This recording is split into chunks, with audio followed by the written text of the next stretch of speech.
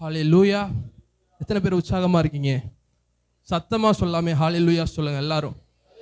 என்னங்க கேட்டது துக்க செய்தி, எப்படி சந்தோஷமாக இருக்க முடியும்னு கேட்குறீங்களா? சொன்னது எல்லாமே துக்க செய்தி தான். ஆனால் உங்களுடைய இருதயம் கலங்காதிருப்பதாக. ஹல்லேலூயா. கர்த்தருடைய நாமத்திற்கு ஸ்தோத்திரம். எல்லாரும் கண்களை மூடி ஜெபிப்போம். தகப்பனே, உமக்கு நன்றி அப்பா. இந்த நேரத்துக்காக உமக்கு நன்றி செலுத்துகிறோம். நீர் மக்களோட பேச வைத்திருக்கிற வார்த்தைகளுக்காக உமக்கு நன்றி. நீரே பேசுங்க, இடைப்படுங்க, மகிமைப்படுங்க. இயேசுவின் நாமத்தில் ஜெபிக்கிறோம் உங்கள் நல்ல பிதாவே. ஆமேன், ஆமேன். வாசிக்கலாம்.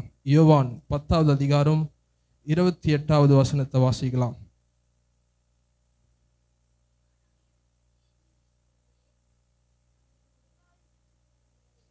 ஆமேன். நான் அவைகளுக்கு நித்திய ஜீவனை கொடுக்கிறேன். அடுத்து வாசிங்க திரும்பவும். ஒரு காலம் கெட்டு போவதில்லை. தேவனுடைய வார்த்தை. அடுத்து தொடர்ந்து வாசிக்கலாம். ஒருவனும் என்னுடைய கையிலிருந்து அவைகளை பொறுத்து கொள்வதில்லைன்னு தேவன் சொல்றார். ஆண்டவராகிய இயேசு கிறிஸ்து சொல்றாரு. அது மட்டும் இல்லாம டபுள் கன்ஃபர்மேஷன் வருது பாருங்க. அடுத்த வசனத்தையும் சேர்த்து வாசிக்கலாம்.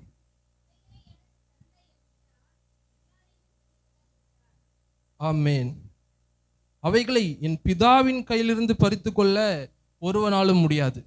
இப்போ ஃபர்ஸ்ட் சொன்னாரு, என் கையிலேருந்து என்னுடைய ஆடுகளை யாராலையும் பறித்து கொள்ள முடியாது. ரெண்டாவது சொல்றாரு, என்னுடைய பிதாவின் கையிலிருந்து யாரும் என்னோட ஆடுகளை பறித்து கொள்ள முடியாது என்று சொல்லுகிறார். அருமையான அண்ணன் திரும்பவும் நம்ம சபைக்கு வந்திருக்கிறது ரொம்ப சந்தோஷம். இன்றைக்கு உண்மையாகவே எல்லாத்துக்கும் நான் அந்த செய்தி ஆசீர்வாதமாக இருக்கும் என்று நான் விசுவாசிக்கிறேன். ரட்சிப்பை இழக்க முடியுமா அப்படின்றதான் இன்னைக்கு நம்ம பார்க்க போகிறது. தேவன் அவருடைய சொந்த கையால் உங்களை மீட்டு அவரே ரத்தம் சிந்தி உங்களை ரட்சித்ததுக்கு அப்புறம் அந்த ரட்சிப்பை நீங்கள் இழக்க முடியுமா? திரும்பவும் நீங்கள் நான் பாவம் செஞ்சுட்டேன், அதனால தேவனுடைய நீதியை நான் இழந்துட்டேன், இனிமேல் நான் நரகத்துக்கு தான் போகிறேன் அப்படின்னு சொல்ல முடியுமா? சொல்கிறதுக்கான வாய்ப்பே இல்லை. நீங்கள் நிறைய பேர் என்னோட ஒத்துக்கொள்ளாமல் போகலாம். மீண்டும் அந்த வசனத்தை வாசிக்கலாம். 10வது அதிகாரம் 28வது வசனத்தை. நான் அவைகளுக்கு நித்திய ஜீவனை கொடுக்கிறேன், அவைகள் ஒரு காலம் கெட்டு போவதில்லை. அவைகள் ஒரு காலம் கெட்டு போவதில்லைன்றது இந்த மனுஷனை சார்ந்தது இல்லை, இந்த ஆட்டை சார்ந்தது இல்லை. நான் இனி ஒரு காலம் கெட்டு போக மாட்டேன், அது தேவனை சார்ந்தது. ஏன்னா அவர் சொல்றார் அவைகள் ஒரு காலம் கெட்டு போவதில்லை. அடுத்து சொல்றார், ஒருவனும் அவைகளை என் கையிலிருந்து பறித்து கொள்ள கூடவே கூடாது, முடியவே முடியாது. சிலர் சொல்லுவாங்க, ஆமாம் பிரதர் கரெக்டு தான், ஒருவரும் அவருடைய கையிலேருந்து பறித்து கொள்ள முடியாது அவருடைய ஆடுகளை.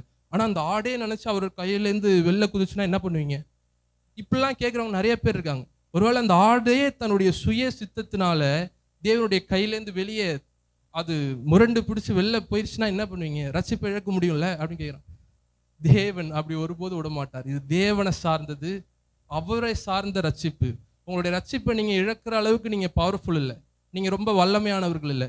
ஏன்னா உங்களை ரட்சித்தது உங்களுடைய மனந்திரும்புதல் அல்ல, உங்களுடைய பாவ அறிக்கை இல்லை, தேவனுடைய ரத்தம். ஹல்லேலூயா. மீண்டும் சொல்லலாம் சத்தமாக ஹல்லேலூயா சொல்லாமே. ஹல்லேலூயா. இன்றைக்கு வொர்ஷிப் நேரத்தில் நான் ப்ரிப்பேர் பண்ணி வச்சுருந்தது எப்படின்னு தெரியல, வந்துடுச்சு. நான் அதை உங்களுக்கு சொல்கிறேன்.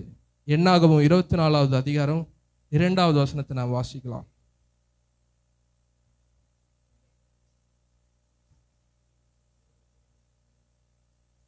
என்னாகும் 24 2வது வசனம்.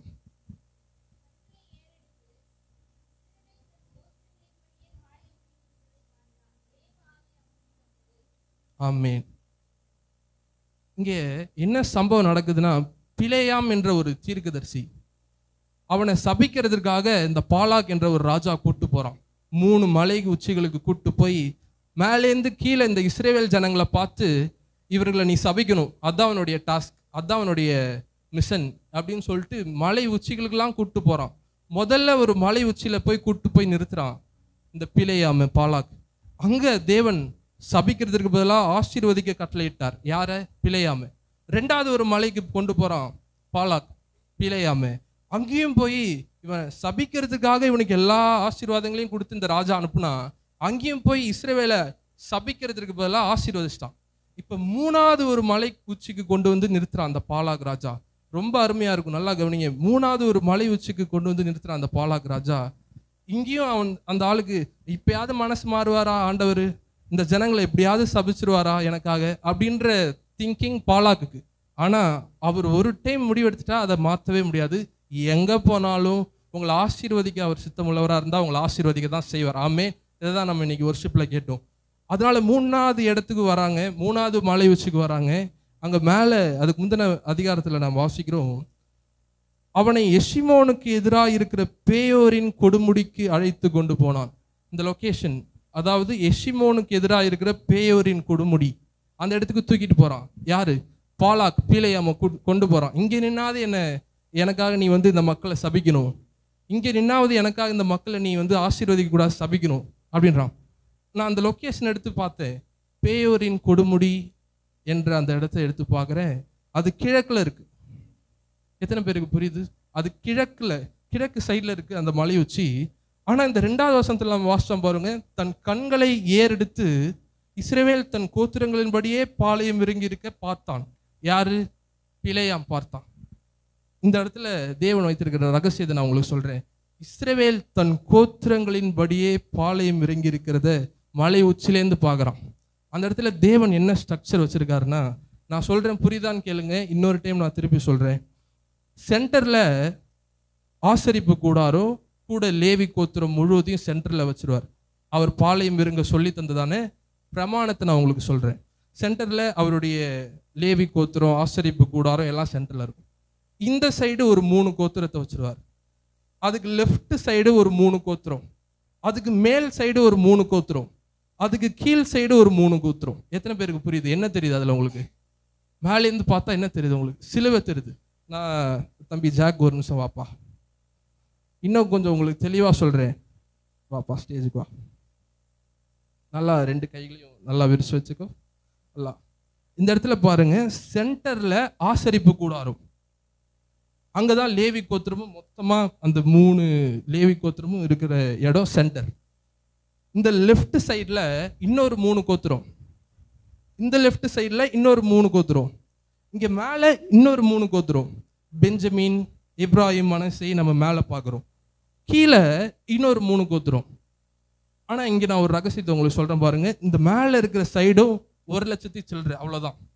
1,00,000 கொஞ்சம் எக்ஸ்ட்ரா. இந்த சைடில் இருக்கிற 3 கோத்திரங்களும் சேர்ந்து எத்தனை தொகைனா அதுவும் 1,00,000 சில்லறை, சரி சமமாக இருக்கு 2. இப்போ இந்த லெஃப்ட் சைடில் இருக்க கோத்திரத்தோட தொகை எவ்வளோனா இதுவும் 1,00,000 சில்லறை. இப்போ 3 சரி சமமாக இருக்கு. 1,00,000லேருந்து கொஞ்சம் அதிகம், அவ்வளோதான் 3மே. என்ன தெரியுது உங்களுக்கு? சிலுவையோட ஒரு பாதி வந்துச்சு. ஆனால் கீழே இருக்கிற சைடு மட்டும் 1,86,000. எவ்வளோ டிஃப்ரென்ஸ் பாருங்க. 1,86,000. நீங்கள் என்னாகும் 2வது அதிகாரத்தை வீட்டுக்கு போய் நல்லா ஆராய்ச்சி பண்ணி படிச்சு பாருங்க. 1,86,000. ஏன் அது அவ்வளோ வந்துச்சுன்னா யூதா கோத்திரமும் சேர்ந்து கீழே வந்துருச்சு. ஏன்னா முதல்ல யூதா தான் புறப்படணும் பாளையத்துலேருந்து. இதுலேருந்து உங்களுக்கு தெளிவான பிக்சர் என்ன தெரியுது? தெளிவான காட்சி உங்களுக்கு என்ன தெரியுது? கொஞ்சம் அப்படியே முன்னாடி வந்துன்னா எல்லாத்துக்கும் காமிக்கலாம். சிலுவை தெரியுது.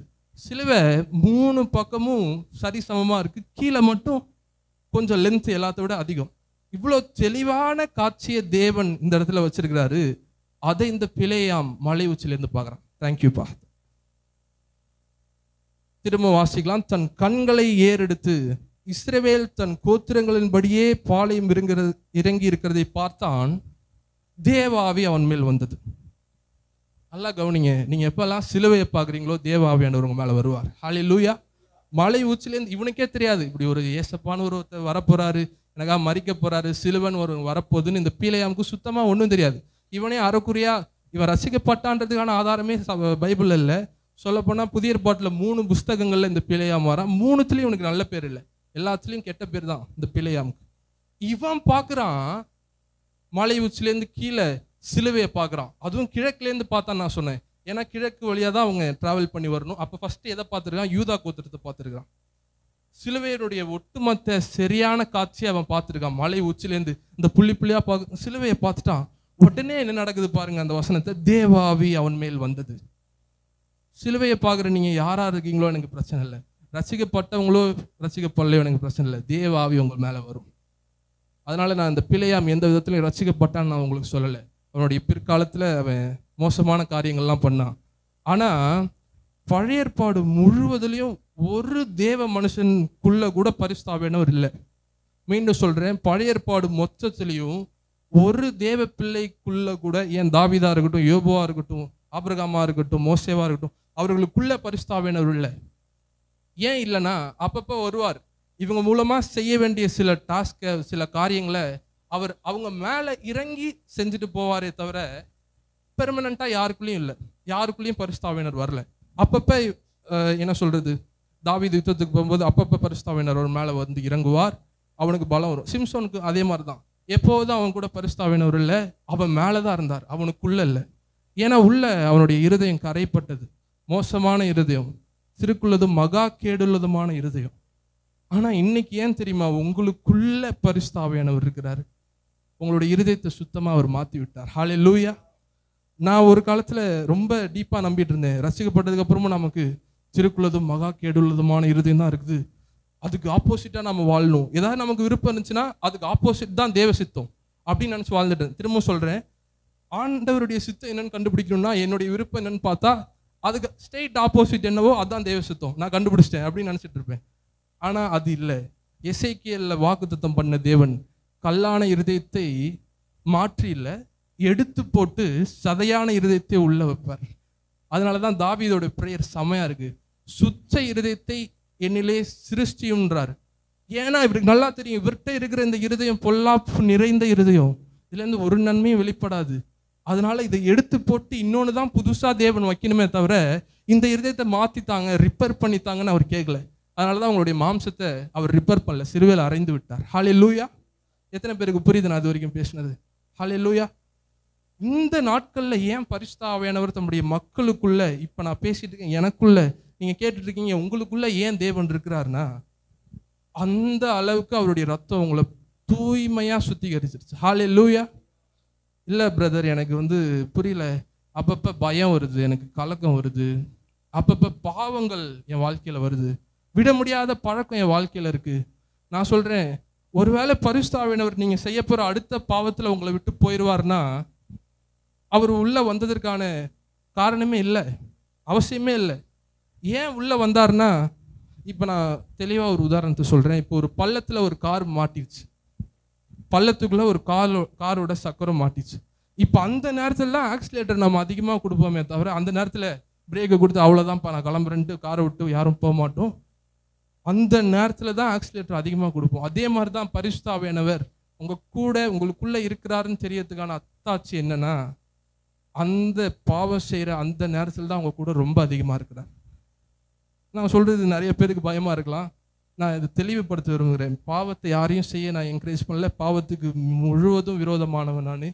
ஆனால் தேவன் எப்படி இவனை பாவத்திலேருந்து வெளில கொண்டு வருவதற்கான வழியை வைத்திருக்கிறார் என்றால், அந்த நேரத்தில் இவன் கூட முக்கியமாக அந்த நேரத்தில் இருக்கிறதுனால தான் வச்சிருக்கிறார். அப்படி ஹல்லேலூயா.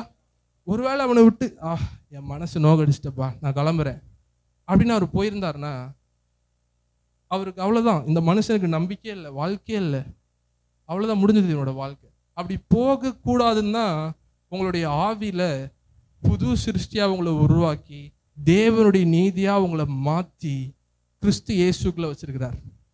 இப்போ அவர் உங்களை விட்டு போகவே முடியாது. உங்களுடைய பாவம் வருது, என்ன பண்றது? ஆவியானவர் பாவத்தை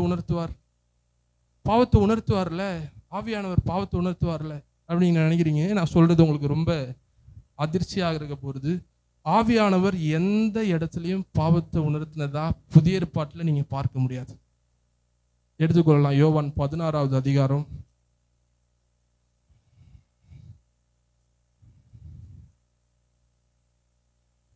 8வது வசனத்தை வாசிக்கலாம்.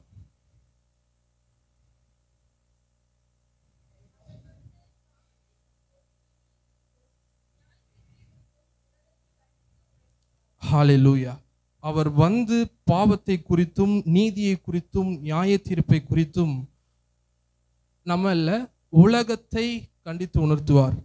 இந்த வசனம் தான் நிறைய பேர்த்துக்கு ஆதாரமா இருக்குது. ஆவியானவர் உங்க பாவத்தை உணர்த்துவார், நீங்க பாவம் செய்யும்போது அவர் உங்க மேல கோபமாயிருவார்.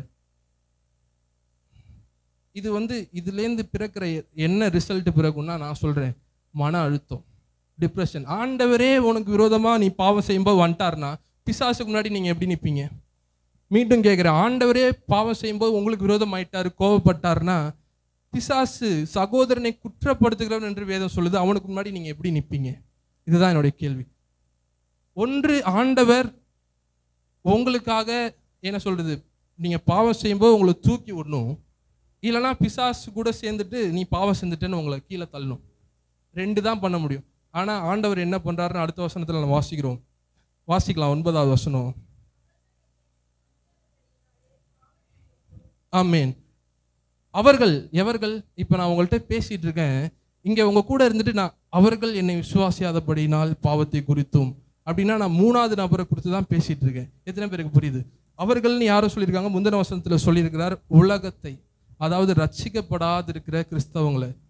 ரட்சிக்கப்படாதவங்கள்ட்ட என்ன விசுவாசியாதபடினால பாவத்தை குறித்தும் தேவன் கண்டித்து ரட்சிக்கப்படாதவர்களை உணர்த்துகிற ஒரே ஒரு பாவம் என்னன்னா, ஆண்டவராக இயேசு கிறிஸ்துவை விசுவாசிக்காதது மட்டும்தான். இன்றைக்கு இதை நீங்க கேட்டுக்கொண்டிருக்கிறீங்க. எல்லா சபையிலையும் ரட்சிக்கப்படாதவர்கள் இருக்கிறார்கள். ஒருவேளை நீங்க இந்த சபையில இருக்கலாம், எனக்கு தெரியல. எல்லா சபையிலையும் இருக்கிறார்கள். ஒருவேளை உலகத்தை பாவத்தை குறித்து உணர்த்துவார்னா நீங்க அவர் கூட இருக்கிறீங்க. அவர் தோல்ல சாய்ந்திருக்கிற ஆடு நீங்க. அவர் தூரத்தில் அங்க பாருப்பா, அந்த உலகத்தை பாவத்தை குறித்து நான் உணர்த்துவேன். அடுத்த வசனத்தை வாசிக்கலாம்.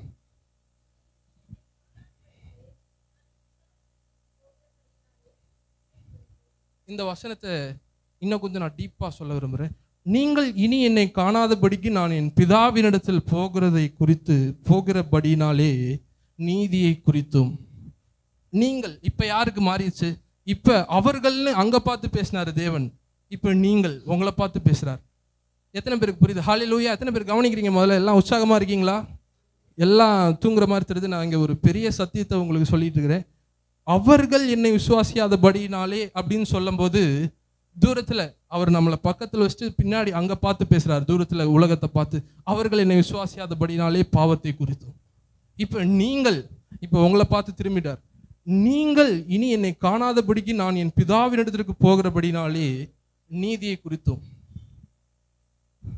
இந்த இடத்துல இன்னொரு காரியத்தை நான் சொல்ல விரும்புறேன். உங்களுக்கு ஏதாவது ஒரு வியாதி வந்துருச்சுன்னா ரசிக்கப்பட்டதுக்கு அப்புறம் நீங்க என்ன அறிக்கையிடுறீங்க? அவருடைய தழும்புகளால் நான் குணமானேன், எவ்வளவு விசுவாசத்தோட அறிக்கையிடுறீங்க. அதே போல உங்களுக்கு ஏதாவது ஒரு பண கஷ்டம், பொருளாதார தேவைன்னா என்ன அறிக்கையிடுறீங்க? அவர் தம்முடைய மகிமையின் ஐஸ்வர்யத்தின்படி என்னை ஆசீர்வதிப்பார், அவர் என்னுடைய மேய்ப்பரா இருக்கிறார், நான் தாழ்ச்சி அடையேன். இந்த மாதிரி வசனங்களை அறிக்கையிடுறீங்க. ஆனா ஒரு பாவம் வந்துருச்சுன்னா என்ன அறிக்கையிடுறீங்க? ஒரு பாவம் உங்க வாழ்க்கையில வந்துருச்சுன்னா அப்ப மட்டும் பாவத்தை அறிக்கையிடுறீங்க. உங்கள்கிட்ட வியாதி இருக்கும்போது சுகத்தை அறிக்கிற நீங்க பாவம் வரும்போது மட்டும் பாவத்தை அறிக்கிறீங்க. இது வேதத்தின்படி எந்த விதத்திலும் சரியானது இல்லை. அந்த நேரத்தில் தான் நீங்க அறிக்கையிடணும், நான் கிறிஸ்து இயேசுக்குள்ள தேவனுடைய நீதியா இருக்கிறேன். ஹல்லேலூயா. அப்பதான் அந்த பாவத்திலேருந்து உங்களை அந்த அறிக்கையிடுதல் வெளியே கொண்டு வந்துடும். அது வரைக்கும் வருஷக்கணக்காக வந்திருக்கலாம், 10-15 வருஷம் ஒரு அடிக்ஷன்ல நீங்க இருக்கலாம்.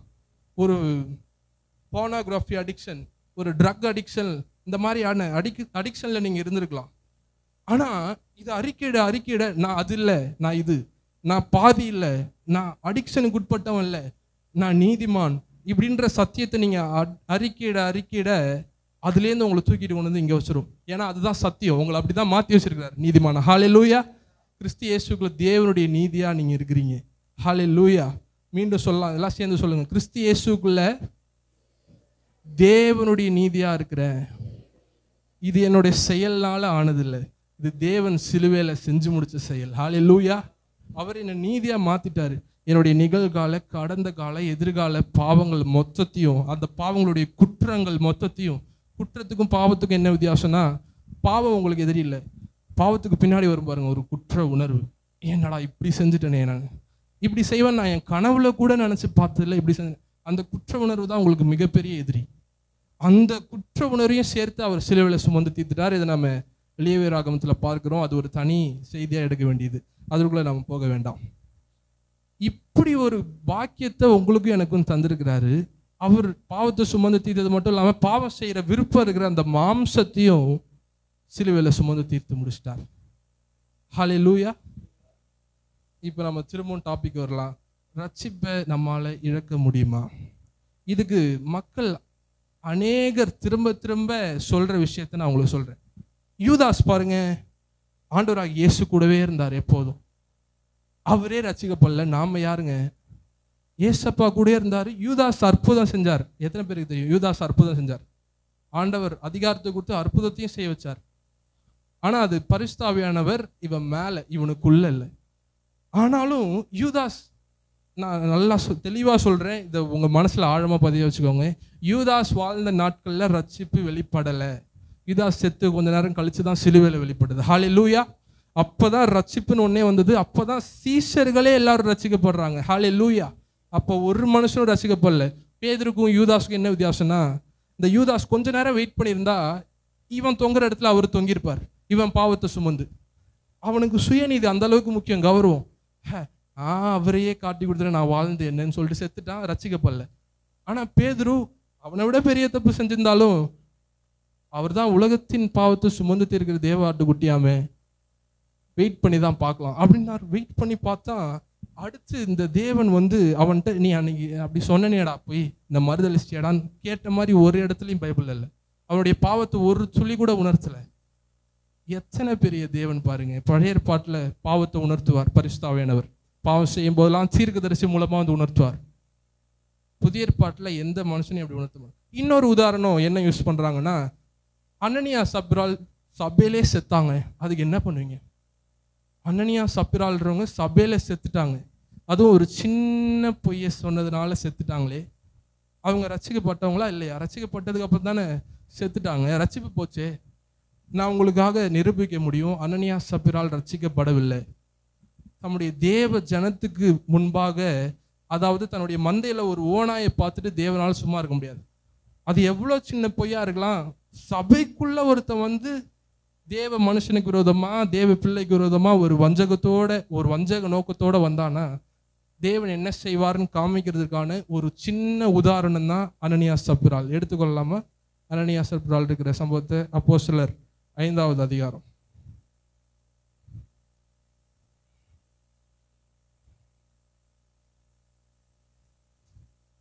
1வது வசனத்தை வாசிக்கலாம்.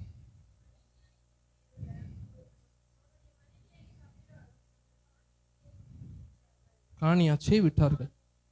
ஓகே, இந்த இடத்துல பாருங்க, எங்கெங்கெல்லாம் ஒரு கிறிஸ்தவனை பத்தி அப்போஸ்தலர் நிருபம் பேசுதோ அங்கெல்லாம் இப்படி ஒரு சீசன் இருந்தான், இப்படி ஒரு சீசன் இருந்தான் தான் சொல்லும். ஆனா எங்கெல்லாம் ஒரு ரட்சிக்கப்படாதவனை குறித்து வேதம் பேசுதோ அப்போஸ்தலர்ல, இங்கே ஒருத்தர் இருந்தான், இங்கே ஒருத்தர் இருந்தான், இங்கே ஒருவன் இருந்தான், அப்படிதான் பேசும். நான் நிரூபிக்க விரும்புகிறேன்.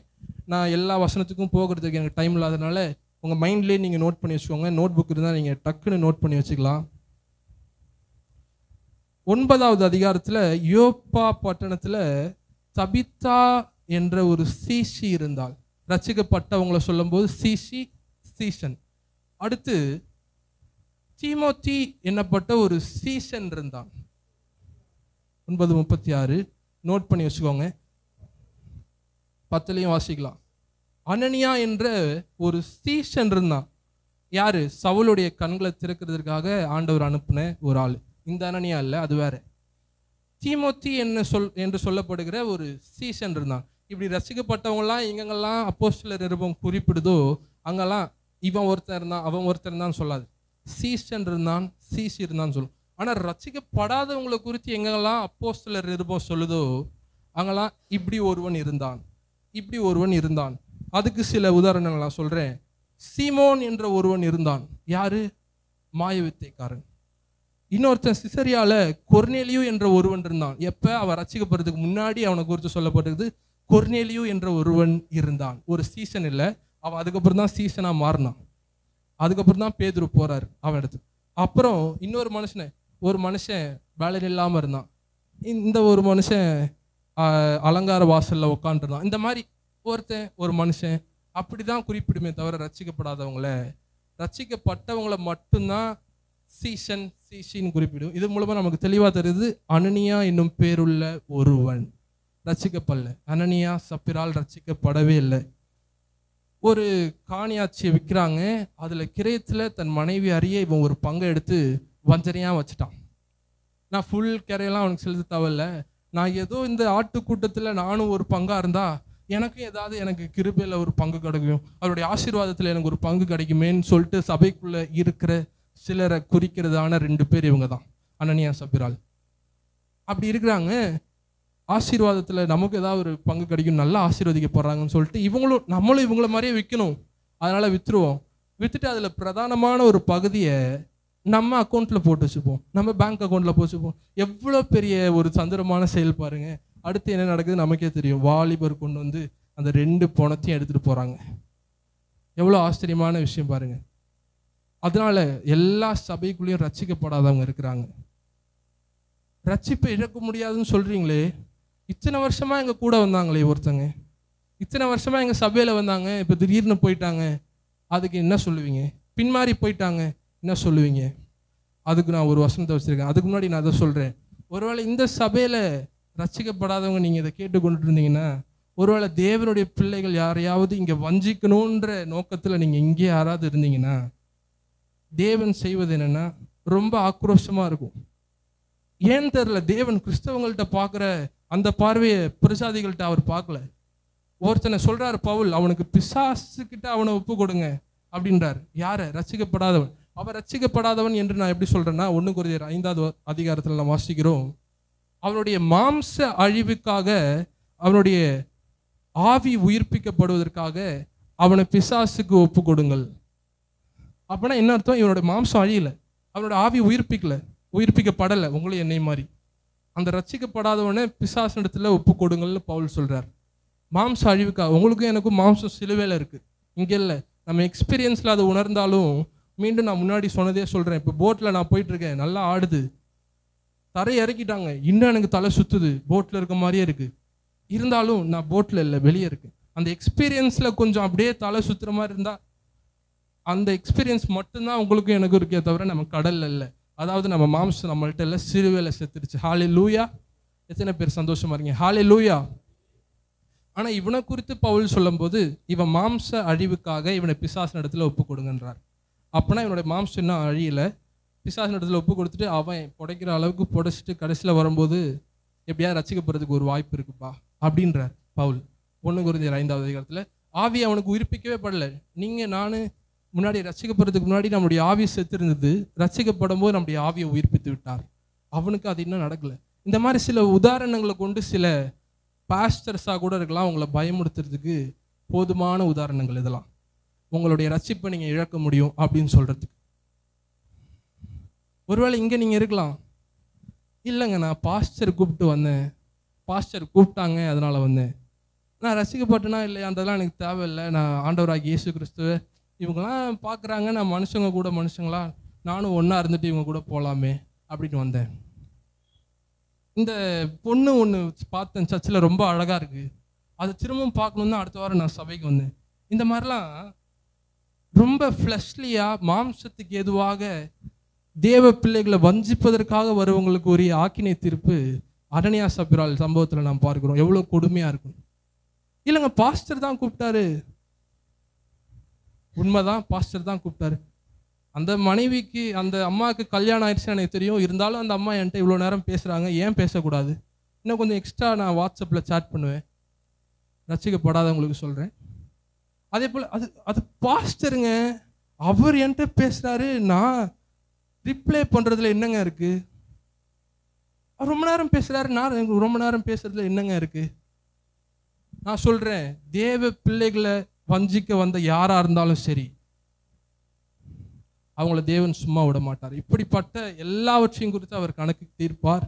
இது நிருபங்களில் நாம் வாசிக்கிறோம். பவுல் சொல்லுகிறார், நான் உங்கள் மேலே தான் பரிதாபப்படுறேன், இங்கே உள்ள எந்த தேவ பிள்ளைகள் மேலேயும் நான் பரிதாபப்படல. சே இவங்க போய் அவங்கள போய் நம்புகிறாங்களே அப்படிலாம் நான் யோசிக்கல. ரட்சிக்கப்பட்டவங்க இருக்கிற அந்த சபைக்குள்ளே நீங்கள் வந்து ரட்சிக்கப்பட்டவங்களுக்கு விரோதமாக ஒரு வஞ்சனையை போட்டு நம்மளும் இவங்க கூட சேர்ந்து ஆசீர்வதிக்கப்பட்டுருவோம், நம்மளும் இவங்க கூட இருந்தால் கொஞ்சம் அவங்களுக்கு வர்றது நமக்கும் ஷேர் வரும் இப்படின்னு வஞ்சிக்கிற அந்த மைண்ட் செட்டோட நீங்கள் வந்தீங்கன்னா ரொம்ப கஷ்டம், யாராக இருந்தாலும் சரி.